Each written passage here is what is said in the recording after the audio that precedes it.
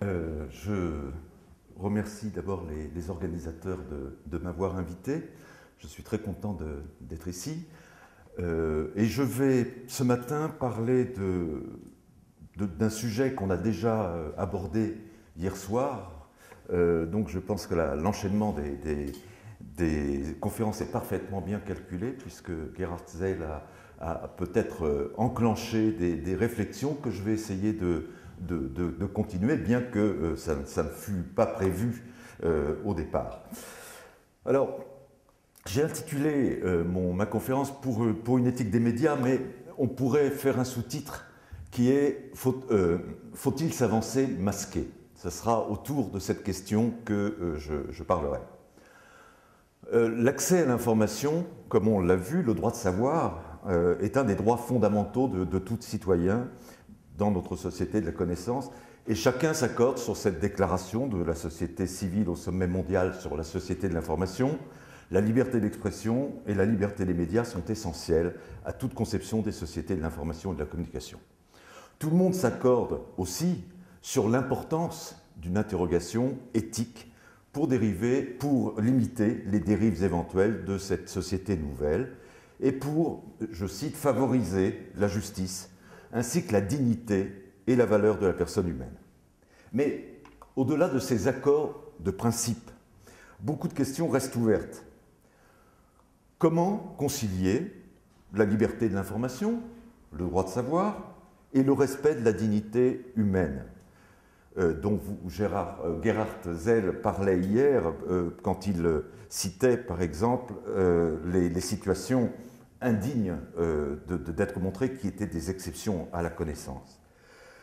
S'il est clair que les actes dictés par le racisme, la discrimination raciale, la xénophobie, l'intolérance, la haine et la violence sont des actes délictueux, sur Internet comme ailleurs, il faut se demander aussi dans quelle mesure les nouveaux médias ne favorisent pas non seulement la circulation de contenus illicites, mais des comportements condamnables qui trouvent avec les nouvelles technologies un terrain où elles peuvent s'exercer mieux qu'ailleurs. Descartes rêvait d'une morale qui aurait été fondée sur la connaissance. Ce serait présomptueux de croire qu'il est possible de la réaliser. Mais je crois quand même que pour contribuer à une éthique des médias, il faut s'appuyer sur un certain nombre de connaissances, sur un certain nombre de savoirs. Pour juger, par exemple, des excès éventuels des médias, encore faut-il connaître les règles auxquelles ils sont soumis. Pour juger de la légitimité du mélange réalité-fiction, il faut savoir ce que fiction veut dire. Pour évaluer la place des émissions culturelles, définir en quel sens on entend le mot culture, il faut encore une réflexion philosophique sur ces termes. Donc beaucoup de jugements qui sont aujourd'hui portés sur les médias, comme les textes qui les régulent, ne prennent pas le temps de s'interroger sur ces mots, réalité, fiction, culture, sur ces mots qui conditionnent pourtant non seulement nos réponses, mais nos actions. Ce que je vais essayer de faire ici, donc, c'est moins de donner des solutions définitives et incontestables que de formuler des problématiques soulevées par l'usage des médias en prenant 3 exemples dans les médias traditionnels et dans les nouvelles technologies. Premier exemple, c'est ce qu'on pourrait appeler d'un terme un peu choquant, le spectacle de la mort. Le spectacle de la mort et la dignité humaine. Bon, aujourd'hui, c'est un truisme. Les images circulent à une vitesse jamais atteinte auparavant et elles partent de n'importe où. En sorte que chaque individu, dans le monde entier, peut se prendre pour le dieu pascalien, dont le centre est partout et la circonférence nulle part. Si la conséquence la plus bénigne de cette nouvelle vitesse est la multiplication des photos de famille sur la toile, la plus maligne est l'imposition ou l'exposition brutale de la mort, qu'il s'agisse d'anonymes ou de dictateurs. Parties d'un téléphone portable ou d'une caméra légère, les images de la mort migrent en quelques minutes du net à la télévision, plus rarement de la télévision au net, et frappent le navigateur téléspectateur sans prévenir. Frapper, c'est bien la sensation d'un coup que j'ai éprouvé lorsqu'au moment d'aller me coucher, j'ai découvert les images d'une jeune femme qui s'appelait Neda à la télévision en juin 2009. Neda, c'était pendant des manifestations à Téhéran, pendant les soulèvements en Iran. Je ne regardais la télévision que d'un œil, j'allais bientôt me coucher, quand j'ai vu cette image d'une jeune femme frappée par une balle qui agonisait devant la caméra. Mon premier réflexe a été d'éteindre la télévision pour ne pas le voir. Et sur le moment, j'ai pensé que ces images étaient absolument inacceptables. Pourtant, dans les jours qui suivirent, les partisans de cette diffusion furent très nombreux. Ces images prises par un amateur étaient la preuve de l'atrocité de la répression des manifestations par Ahmadinejad. Et ça répondait à ce droit inaliénable de savoir, ce droit à l'information dont se réclament les sociétés du même nom. En fait, cette mort, en même temps, devint plus réelle qu'une information. Elle devint un symbole qui se répandit dans le monde entier et qui concourut à stigmatiser le régime iranien.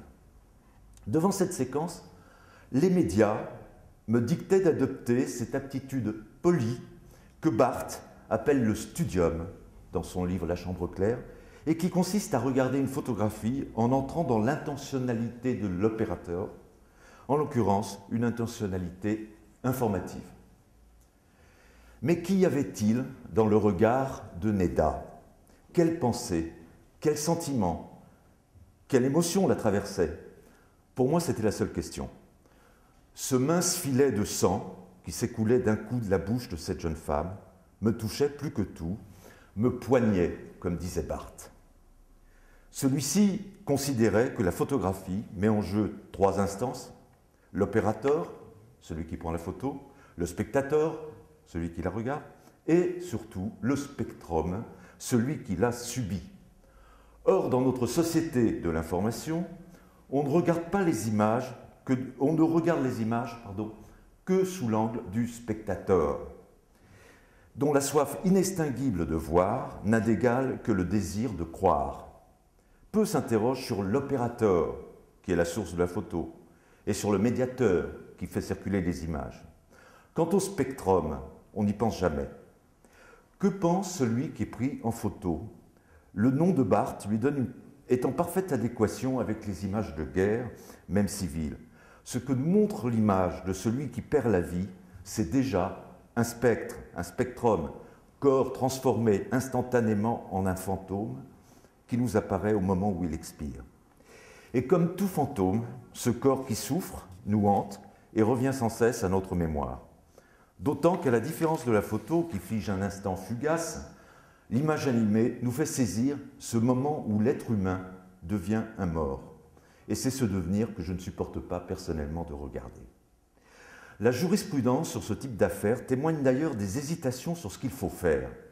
D'un côté, elle juge que l'image d'un préfet abattu dans la rue, ce qui est arrivé en France il y a quelques années, l'image d'un préfet abattu dans la rue est, je cite, attentatoire à la dignité humaine. Je cite le jugement: dès lors que la photographie publiée représentait distinctement le corps et le visage du préfet assassiné gisant sur la chaussée d'une rue d'Ajaccio. La jurisprudence considère pourtant, en revanche, que la photo d'une victime, en partie dénudée, lors d'un attentat en 1995 dans le métro Saint-Michel, je cite, ne portait pas atteinte à la dignité de la plaignante et ne faisait que rendre compte de la détresse des victimes suite à un fait d'actualité particulièrement brûlant. Comme on voit, une chose est d'appeler à favoriser la justice ainsi que la dignité et la valeur de la personne humaine, une autre d'en déterminer les contours au cas par cas. Quoi qu'il en soit de la décision de justice, le fait même que la victime a engagé des poursuites contre le journal qui a publié sa photo, la femme dénudée dans la rue, tend à prouver qu'elle a souffert de cette publication.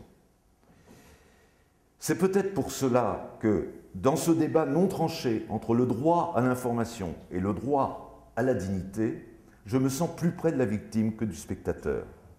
Qui sait si Neda, dans ce dernier regard qu'elle nous adressait, ne demandait pas au photographe de jeter son portable. Dans la perspective d'une éthique de la photographie, Il faut donc adopter le point de vue du spectrum. Avant d'être un symbole, un martyr est d'abord un martyr. Alors comment montrer? La distance, comme selon un mot célèbre, la distance est une affaire de morale. Admettons la position adverse, donc, et l'argument selon lequel l'image de la mort est une information. D'où la nécessité de la montrer, qu'il y aurait un droit de savoir ce genre de répression en Iran. Une question subsiste, comment montrer? Le visage de Neda en gros plan est assurément plus bouleversant que les silhouettes qui se jettent par la fenêtre du World Trade Center et qui pourtant sont très exactement la même chose, c'est-à-dire un intermédiaire entre la vie et la mort. Le travelling est une affaire de morale. Cette phrase, souvent attribuée à Godard, a connu de nombreuses gloses depuis les années 60.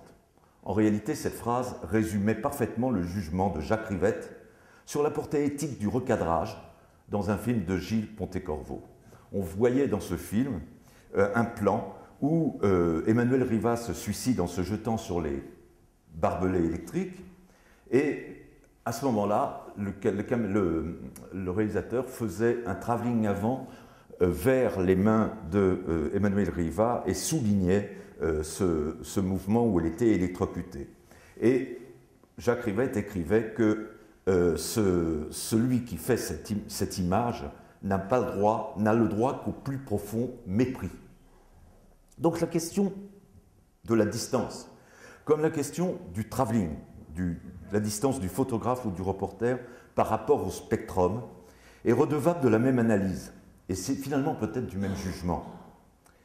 Qu'implique le fait de se tenir à distance, d'être éloigné de la scène ou que l'on photographie ou que l'on filme? D'abord que le cliché est probablement pris à l'insu de la personne représentée, ce qui peut être tout à fait négatif. C'est le cas justement des photos qu'on a évoquées hier, des photos de paparazzi, des photos volées par les paparazzi, qui jusqu'à une époque récente étaient considérées comme méprisables.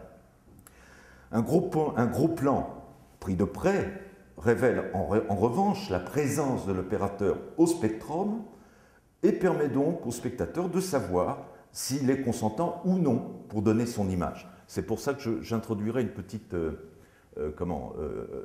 j'amenderai un peu ce qu'a dit Gerhard Zell hier. Toutes les images de paparazzi ne sont pas exactement au même niveau, parce que s'il y a consentement dans la photographie, ça peut relever même d'une sorte de stratégie de communication. L'éloignement a néanmoins des vertus quand il s'agit de montrer la violence ou la mort. Il réconcilie, selon moi, le besoin d'informer et le respect de la dignité humaine. Un plan d'ensemble d'une rue de Port-au-Prince ravagée par un séisme en dit tout autant, sinon plus, que le visage d'une femme surprise dans la douleur, au mépris de son intimité. Certes, avec moins d'émotion pour le spectateur, mais aussi moins de sensationnalisme.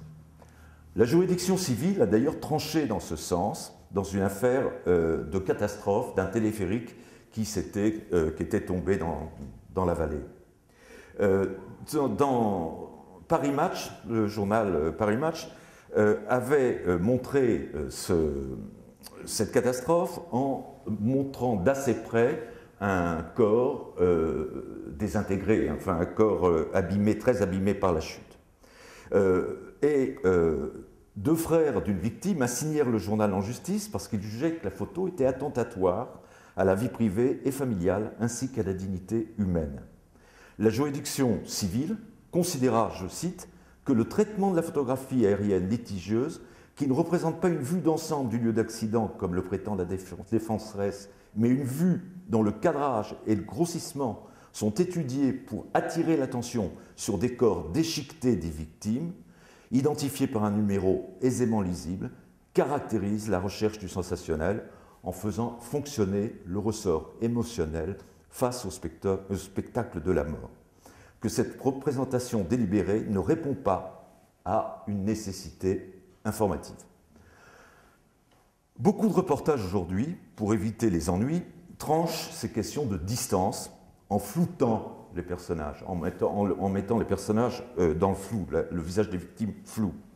Je crains que ce soit plus pour éviter les poursuites concernant le droit à la personne à l'image, que pour ne pas porter atteinte à la dignité humaine. Cela explique d'ailleurs qu'il y ait deux poids, deux mesures concernant les images de violence ou de mort. Quand elles représentent des faits nationaux, elles sont floutées pour éviter les poursuites. Quand il s'agit de la mort d'anonymes dans un conflit lointain et que personne ne pense à attaquer, la mort a son vrai visage. De ce qui précède, on peut postuler que la communication entre l'opérateur et son sujet, le spectrum, sont déterminants dans le jugement que l'on peut porter sur le respect ou l'irrespect de la dignité humaine. Toutes les photos volées par les paparazzi sont des images montrant des people, des célébrités, de trois quarts ou de profil. Quand d'aventure, le regard du sujet croise celui du photographe, caché par son objectif, on peut lire dans ses yeux la surprise, la désapprobation ou la connivence. Pour les photos posées, aucune ambiguïté. Le regard à l'objectif vaut acceptation de l'acte de prise de vue. Il est le marqueur de la confiance faite à l'opérateur. En dernière instance, c'est donc bien la croisée des regards qui autorise le photographe à déclencher le déclic de son appareil et qui indique au spectateur la relation qui s'est établie entre celui-ci et le spectrum. Ce critère simple, la croisée des regards, qui s'applique aussi bien à l'usage ordinaire et amateur de la photo qu'au photojournalisme à scandale, devrait être une boussole aussi bien pour tous ceux qui publient des photos que pour ceux qui les regardent et les jugent. C'est du moins ce que me suggère le rapprochement entre deux réactions différenciées de victimes face à la publication de la violence qu'elles ont subie. La première photo, et vous comprendrez que je ne les montre pas parce que je ne veux pas justement échapper aux critères moraux que je suis en train d'essayer de construire. La première photo est rapportée par la présidente de SOS Attentat. Lors d'un colloque droit à l'image, droit à l'information, la présidente de SOS Attentat, Françoise Rudzeski, a fait état de la détresse d'une femme qui, lors de l'attentat dans la station du métro Saint-Michel, dénudée, suppliait en vain les photographes de ne pas la mitrailler. Ceux qui soutiennent le bien fondé de la publication au nom du droit à l'information le font toujours dans une attitude ambivalente vis-à-vis de la victime. Ils considèrent d'une part qu'elle est nécessaire à l'information parce qu'elle incarne les conséquences d'un événement qui serait abstraite sans image. D'autre part, qu'elle ne compte pas en tant que telle dans la mesure où l'image ne doit pas être lue de façon littérale, comme un renvoi à la personne représentée, mais comme un symbole. C'est selon la même logique qu'on a souvent reproché aux journalistes de ne pas avoir montré les morts lors de l'attentat du World Trade Center. Au-delà du raisonnement juridique, au nom de quelle morale peut-on justifier d'aller contre le refus d'une victime à être photographiée? Il en va bien autrement, évidemment, quand la victime est consentante, quand la victime consent à donner son image. Ce fut le cas très troublant pour les lecteurs de la couverture du Time du 9 août 2010, sur laquelle on voyait une jeune Afghane très belle avec le nez tranché. Et la légende, ce qui arrivera si nous quittons l'Afghanistan. Ce n'est pas seulement l'horreur de la blessure qui choquait, mais le fait que la photo était manifestement prise en studio, très bien éclairée, mettant en valeur la beauté de ce visage affreusement mutilé de la jeune femme, et qu'elle regardait le photographe, posé et déterminé. Le journal raconta qu'Aïcha, 18 ans, s'étant enfuie de chez son époux, celui-ci, pour la punir, lui coupa les oreilles, puis le nez. La photo suscita une polémique dont l'éthique, comme toujours en pareil cas, était l'enjeu. Les uns, opposés à la présence américaine en Afghanistan, y virent un chantage émotionnel, tandis que d'autres, opposés au retrait américain, y virent un avertissement salutaire. Encore une fois, le débat porta sur les médiateurs, le journal et son coût éditorial, le lecteur, spectateur incité à réfléchir à la situation à partir de cette image, la pertinence du titre, etc. Mais le spectrum, le fait que cette jeune femme a accepté de poser, bien que défigurée, est un acte au même titre que le refus de la victime de Saint-Michel. Qu'elle ait refusé de voiler son visage alors même qu'elle aurait pu avoir envie de se cacher, est une protestation qu'elle accomplit avec le photographe, qu'elle regarde dans les yeux. Pour certaines féministes, cette image relève du cynisme car elle exploite la souffrance des femmes afghanes pour rallier le soutien de l'opinion. c'est faire peu de cas du libre arbitre d'Aïcha. Si elle affronte l'objectif dans les yeux, c'est sans doute moins pour soutenir les Américains que pour témoigner, à visage découvert, de la barbarie des talibans. À visage découvert, cette question du témoignage à visage découvert est primordiale dans une société de la connaissance car elle renvoie à la responsabilité octoriale du témoin, à cette règle première que Searle attribue au locuteur d'une assertion, le fait de répondre de ses propos, to commit oneself to something. Or, comme on va le voir, aussi bien au niveau de l'information télévisée que de l'utilisation de l'Internet, cette règle essentielle de la communication verbale tend à disparaître aujourd'hui. D'abord au journal télévisé. Ainsi, cette image saisie au vol d'un 20h de France 2 me choque. Un journaliste interroge des jeunes qui ont été témoins des exactions commises dans le train Nice-Lyon la nuit de la Saint-Sylvestre. Ils affirment que les incidents ont été bien pires l'année dernière. Je n'ai aucun moyen d'en juger. En revanche, la façon dont ils sont filmés me gêne. Tous sont cadrés de telle sorte qu'on ne les reconnaisse pas. Plans de blouson, de chaussures, détails de vêtements, mais aucun visage. On sait que les journalistes se méfient aujourd'hui des personnes qui passent dans le champ parce qu'il leur arrive que ces personnes demandent des comptes en raison du droit de la personne à leur image. En revanche, ils font généralement signer une acceptation de diffusion à la personne filmée. Les professionnels de l'information m'opposeraient à juste raison que s'ils recourent à de tels procédés, c'est qu'ils ne veulent pas servir d'auxiliaire à la justice. Certes, mais témoigner devant une caméra n'est pas témoigner dans un commissariat ou dans un cabinet d'un juge d'instruction. Même si toutes ces situations ont en commun de se faire en petit comité, un juge d'instruction, un journaliste qui interroge, un greffier, un caméraman qui enregistre, les dires ou les aveux de l'un sont censément secrets, ceux de l'autre sont destinés à être publicisés. De plus, si les premiers sont contraints par l'institution, les seconds sont toujours facultatifs. Nul n'est obligé de répondre à un journaliste et témoigner devant un micro d'une chaîne télévisée, c'est accepter d'entrer dans l'espace public comme témoin qui vient à la barre d'un procès, à cela près que le journal télévisé n'est pas et ne doit pas être un tribunal. Si l'interviewé accepte de témoigner, qu'il le fasse à visage découvert. Imagine-t-on le témoin d'un procès revêtu d'un masque. Soit la personne assume ce qu'elle dit et elle le fait face à la caméra, soit elle ne l'assume pas et alors tout est permis. Le faux témoignage, la délation, les racontards ou la calomnie.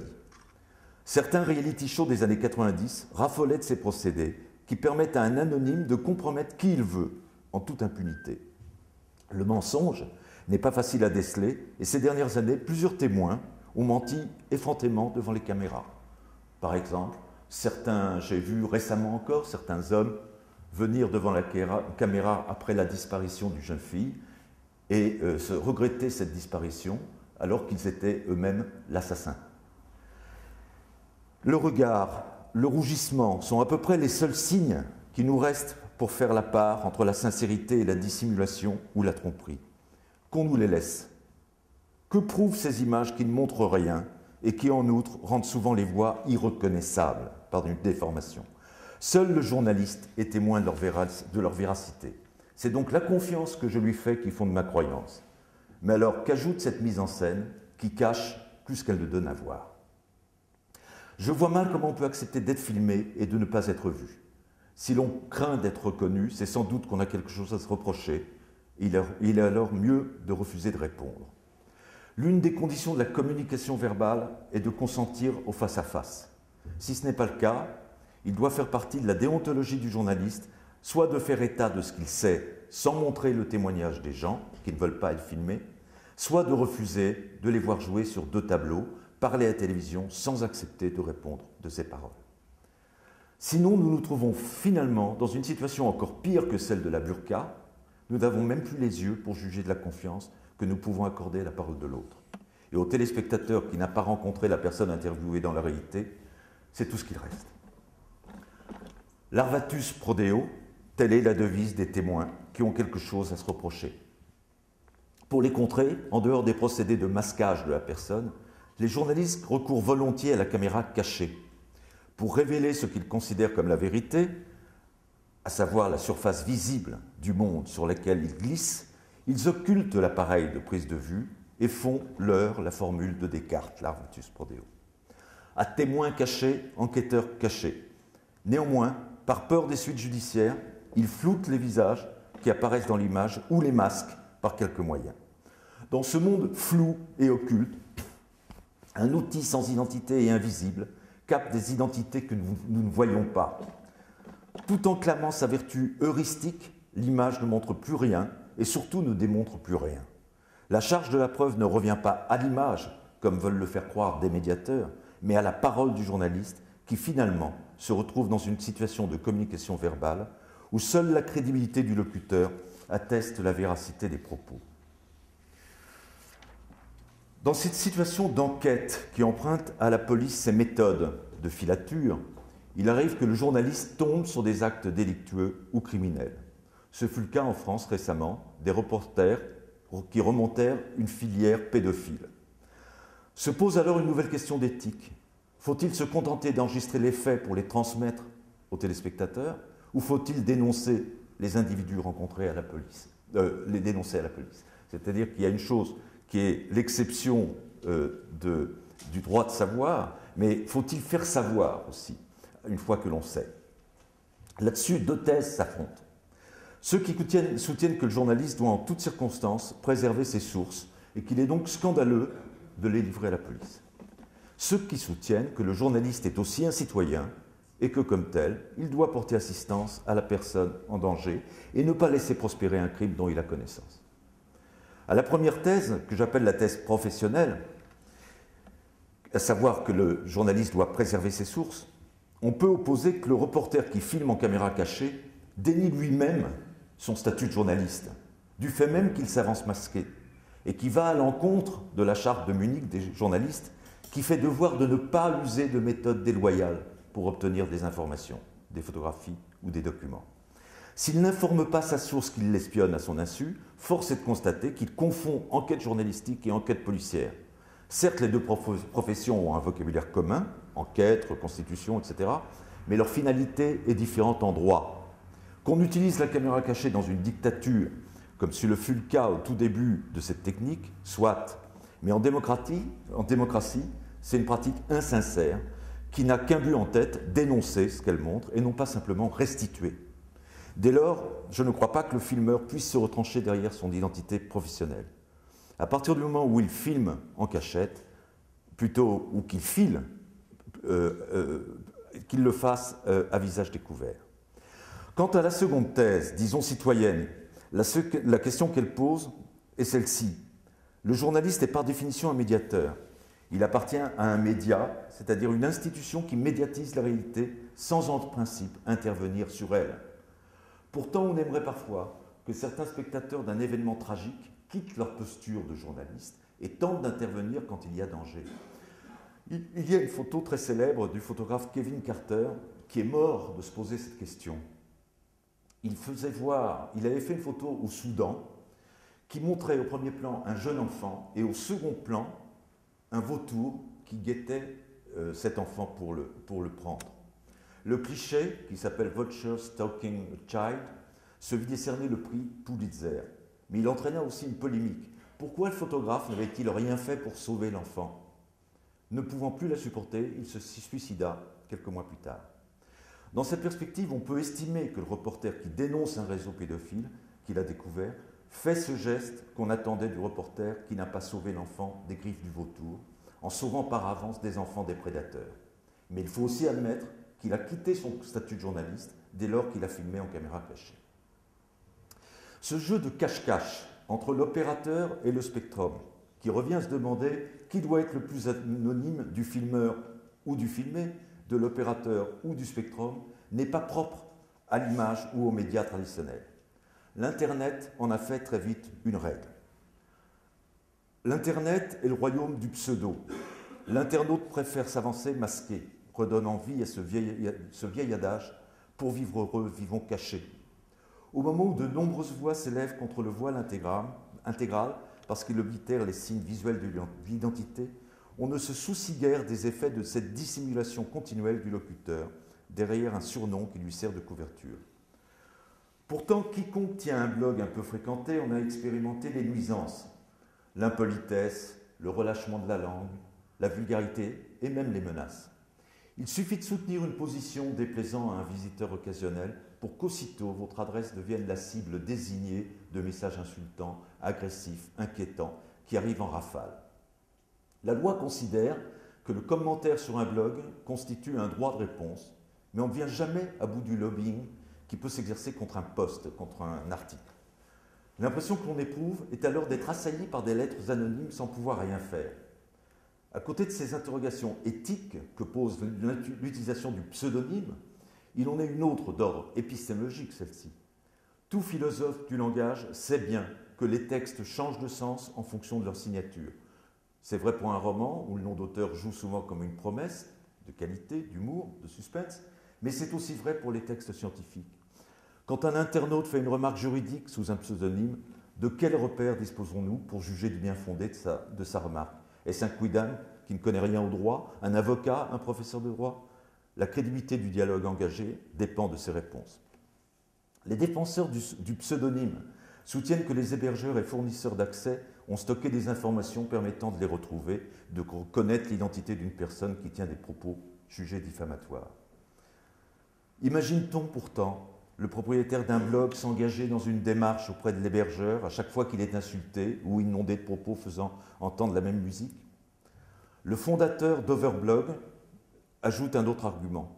S'ils étaient contraints d'afficher leurs identités réelles, la plupart des contributeurs arrêteraient net de partager ce qu'ils savent, car ils n'ont aucune envie que leurs collègues ou voisins puissent en prendre connaissance. Curieux argument. Outre que les commentaires sont plutôt des jugements que des assertions porteuses de savoir, imaginez que la crainte d'être reconnu par les voisins dans un monde fragmenté et délocalisé fait sourire. En réalité, cette remarque ne correspond pas aux usages que peut analyser tout modérateur.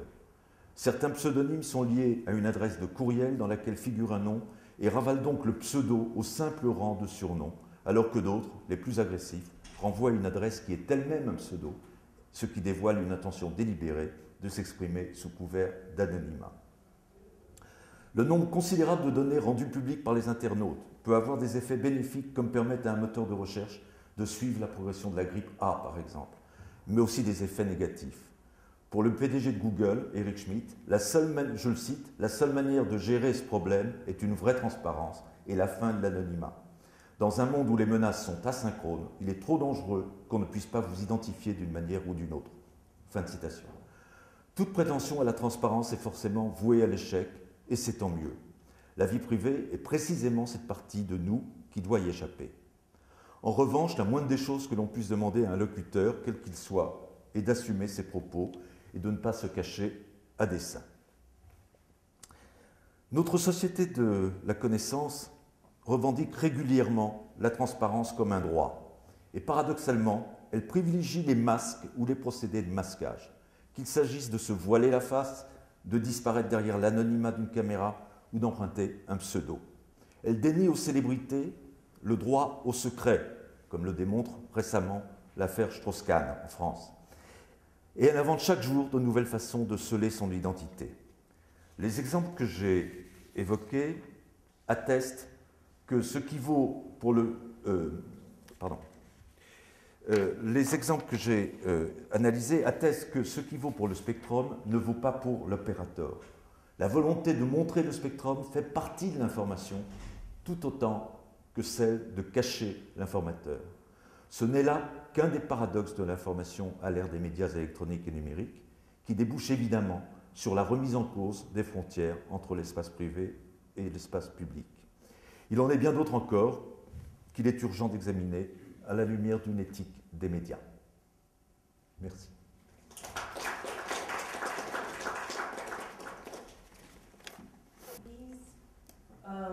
L'opérateur et le récepteur de l'image. Et je suis d'accord avec vous que l'enjeu principal, éthique principale est ici. Mais il existe aussi un autre niveau qui est celui de la réglementation par l'autorité publique.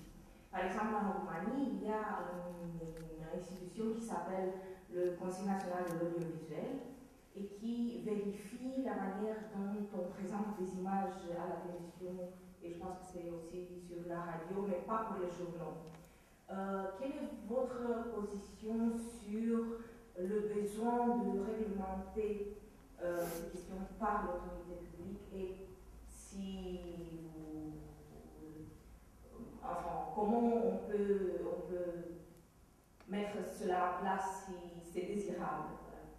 Ma position, c'est que je pense que c'est bien, mais il y a aussi en France une institution qui s'appelle le CSA, Conseil supérieur de l'audiovisuel. Donc ça me paraît très nécessaire. Le problème, et c'est pour ça, d'une certaine façon, que je m'intéresse à ces questions, c'est que, par exemple, dans le cahier des charges, les conventions de toutes les chaînes de télévision, il est dit qu'il faut respecter la dignité humaine.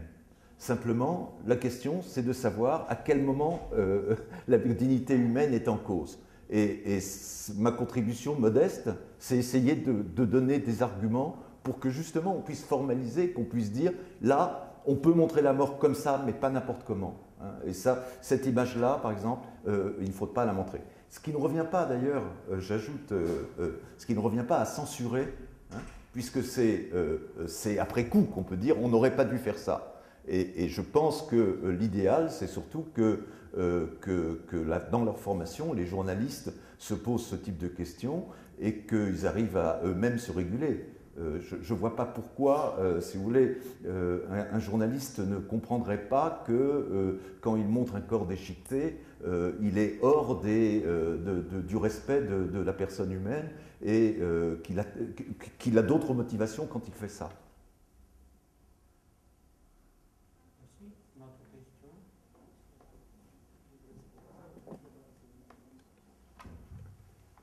Je trouve en effet qu'on continue le débat que j'ai lancé hier et j'aimerais surtout souligner que je suis d'accord avec pratiquement tout ce que vous venez de dire. Je pense que c'est les principes que j'ai essayé de défendre permettent justement de justifier les propos que vous avez tenus. Et j'ai particulièrement admiré la finesse de l'analyse du problème de la mascarade, du discours. Ça je n'ai pas pensé à cet aspect-là, et c'est un aspect en effet important.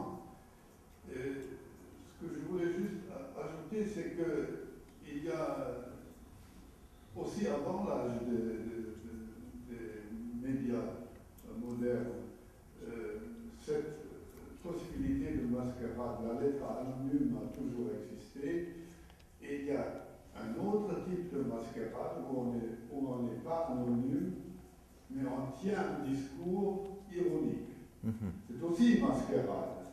Et l'expérience, je discute très souvent avec ma femme de son expérience en Roumanie communiste, et il est évident que dans un système totalitaire, les choses sur le plan moral sont toutes différentes que dans un système ouvert et libéral.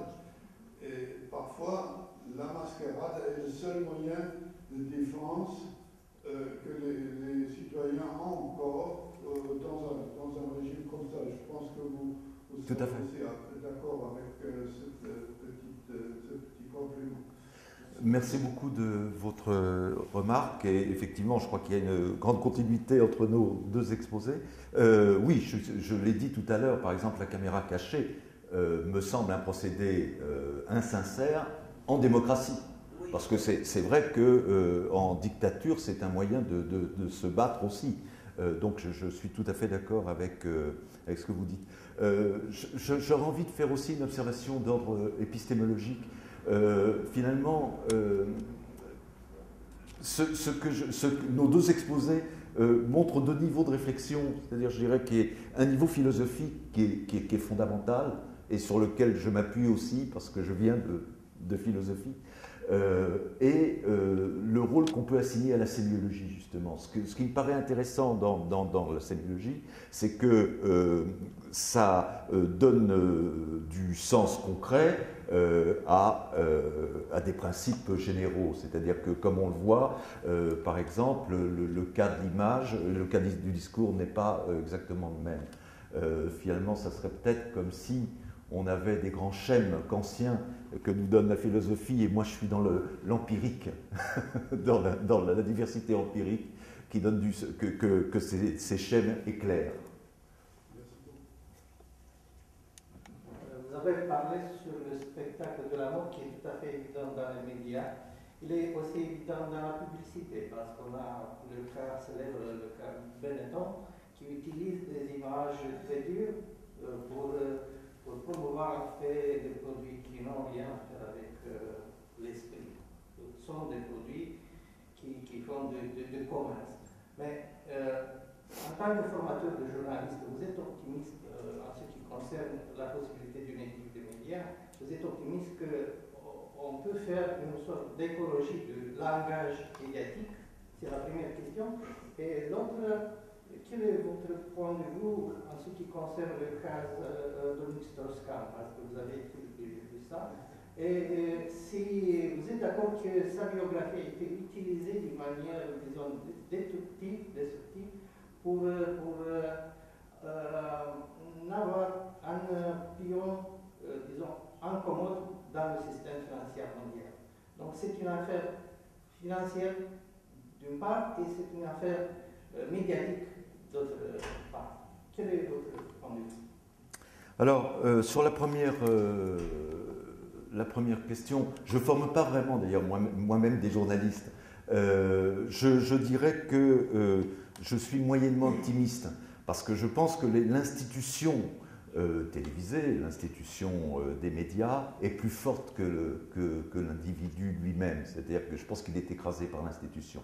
Et que, donc, c'est pour reprendre, vous savez, pour reprendre justement un cas qui a concerné la Roumanie, quand il y a eu l'histoire du charnier de Timișoara, que quelques journalistes en France ont dit, mais on voit quelques morts, mais ce n'est pas ce qu'on nous décrit, beaucoup de milliers de morts. Les journalistes en France ont dit, vérifiez vos informations, vous vous trompez. Hein. C'est donc les directeurs de journaux à Paris qui ont incité finalement au débordement des journalistes qui étaient sur place, qui savaient ce qu'ils faisaient. Donc je pense que l'institution est malheureusement trop forte et que des dérapages comme cela se reproduiront tout le temps. Et alors, c'est vrai qu'il y a peut-être quelques journalistes ont intégré des règles, mais je crois quand même que, comme je le disais tout à l'heure, c'est plus les contraintes de droit qui leur fait peur que la morale.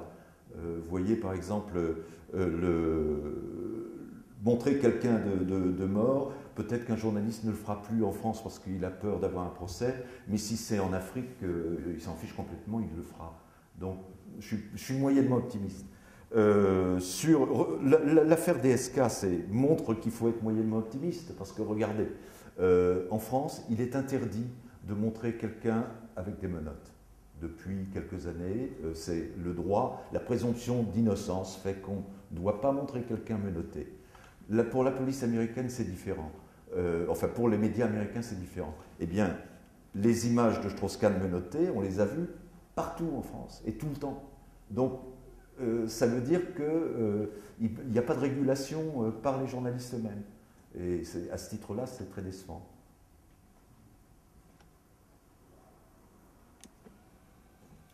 De Benetton, non, je pense que c'est les images de Benetton, les dernières avec Merkel, Sarkozy, etc. Je pense que fondamentalement, si vous voulez, dans ma théorie de la télévision, je tiens compte l'interprétation se fait en fonction non pas de l'image mais des genres. C'est ça qui est pour moi fondamental. C'est-à-dire que ce n'est pas l'analyse de l'image qui est première, c'est la catégorisation des images dans un genre. Donc la dernière campagne de Benetton me paraît absolument pas choquante Parce que on sait bien que c'est de la publicité, que la publicité est là pour faire voir et pour faire parler, et donc que c'est un montage. Personne ne croit que c'est un vrai baiser. Quoique, je me rappelle l'époque soviétique, que les dirigeants soviétiques embrassaient sur la bouche les dirigeants français quand ils les rencontraient. Donc, à l'époque, ça aurait pu paraître tout à fait vrai et pas vraisemblable.